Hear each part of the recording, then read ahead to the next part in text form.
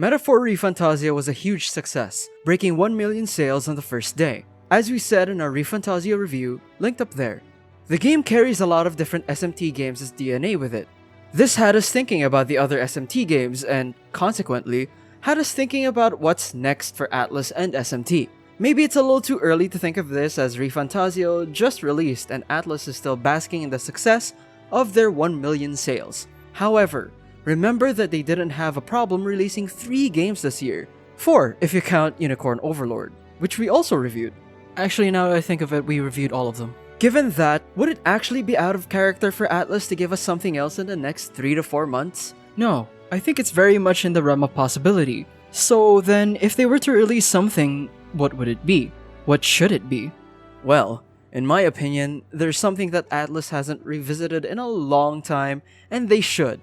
The action genre. Action? What in Yahweh's name are you talking about, John Game 8? Isn't Atlus all about turn-based or strategy RPGs?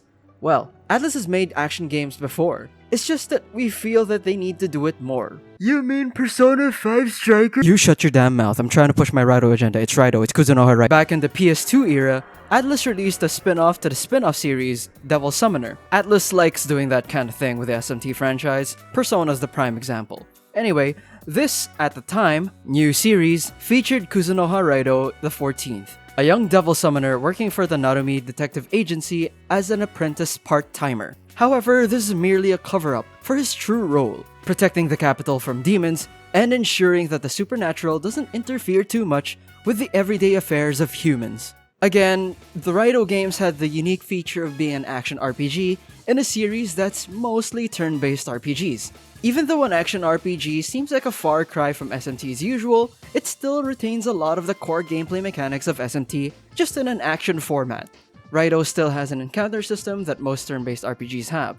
It whooshes you into a space where battle takes place. Here you can use your katana as your primary attack. Your secondary is a gun, which can be loaded with different bullets of different attributes. Here's where the usual SMT comes in, as enemies have weaknesses and exploiting those weaknesses will get you the upper hand as it will leave enemies stunned. Attacking an enemy while they're stunned nets you a guaranteed crit. Now here's some more typical SMT for you. While an enemy demon is stunned, you can attempt to confine them in your tube. Summoning tubes are how summoners, back in the day, stored and summoned their demons before the demon summoning program was introduced. Back in my day, we didn't have fancy apps and smartphones to summon our demons. Our demons had to live in tubes. So demons are stored in these tubes and you carry 6 by default, with the total increasing the more you play. The demon roster would be quite familiar if you played any SMT game with demons like Jack Frost, Pyro Jack, or the ever-popular Yoshitsune. In battle, you can only summon 1 demon at a time. These demons will act automatically by default, but you can command them to execute specific skills in the menu. Like bullets with different attributes, demons also have different skill sets, and these demons can also be interchanged during battle.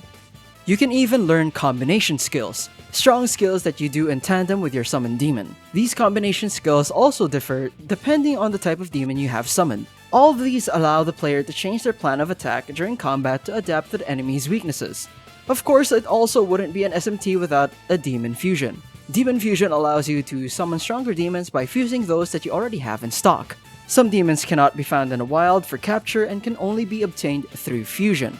The game also features the usual ability to register your demons for future use, either in battle or for fusion fodder. At the time, Raidou provided a novel experience compared to the usual turn-based RPG Atlus was developing. Honestly, even now, if a Raidou were to come out, I think it'd still provide a fairly new experience for people who are used to the usual Atlus fare. And well, I don't think we need to wait too long for our new Raidou to come out. You see, just roughly a month ago, Atlus kinda did an oopsie when they updated Shin Megami Tensei 3 Nocturne's achievements on Steam. They accidentally changed Nocturne's achievements to something that looks like a Raidou game's achievements, then quickly reverted it.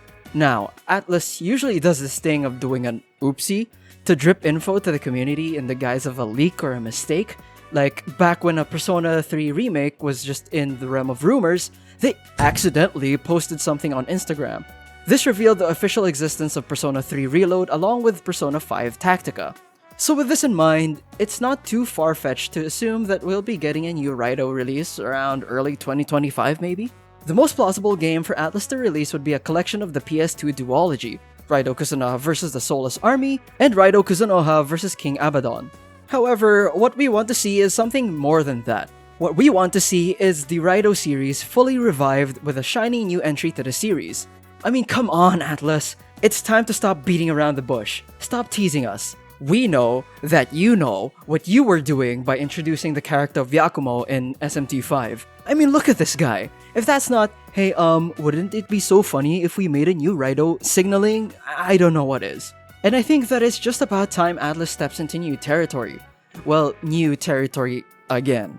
With Atlus taking a new gamble at making a new IP in the form of Metaphor ReFantazio and succeeding, who's to say that they aren't in the mood to experiment even further? Because it's been so long since we last saw a new Raidou, we think that there are so many ways that Atlus could reintroduce the Raidou games into the modern gaming market. One is maybe polishing its gameplay to fit something more modern and more high-octane action, while still retaining that core SMT gameplay of taking advantage of various attribute weaknesses. Sega itself already has a lot of talent in the action genre, namely Sonic and the Like a Dragon series, who could help out or mentor the Atlus team when it comes to making a new Raidou. Heck, RGG Studio has experience going from action to RPG, so why not help Atlus go from RPG to action? Final Fantasy also went full action just very recently last year as well, with the help of Devil May Cry designer Ryota Suzuki. And speaking of Devil May Cry, Hideaki Itsuno, the former director of the Devil May Cry series, left Capcom just a few months ago. Imagine if Atlus was able to get an action SMT game on the same level of hype and dynamic combat as Devil May Cry. So if you're up for a little experimentation, the guy is available, Atlus. All this sounds hard to believe, but if we're just speculating anyway, why not entertain some crazy ideas? If Final Fantasy XVI did it, what's stopping Atlus from trying it out too? With the possible Remaster collection coming out, maybe Atlus will test the water to see if there's any interest in a new Raidou. I know I would love to see it. As far as what could be beyond a possible new Raidou game, I'm placing my bets on Metaphor DLC. Atlus made a statement that they will try to move away from re-releases moving forward and move to provide new content in the form of DLCs if these changes aren't big enough to warrant a re-released game. Of course, there are also rumors of a Persona 6, but it still doesn't feel like it would release anytime soon, at least not within the next 3 or 4 months. The speculation that its main color will be green is pretty funny because we were literally there with Persona 5 speculations years ago. But whatever it is Atlus wants to do next, they need to put their best foot forward because, oh boy, it'll be hard to follow up on how good ReFantazio was. Those were our thoughts on what Atlus could be cooking behind the scenes. What do you think's on the horizon? Tell us in the comments below. Thanks for watching. Maybe check out this playlist if you want to watch more video game content. Like if you like, subscribe for more, and we'll see you next time.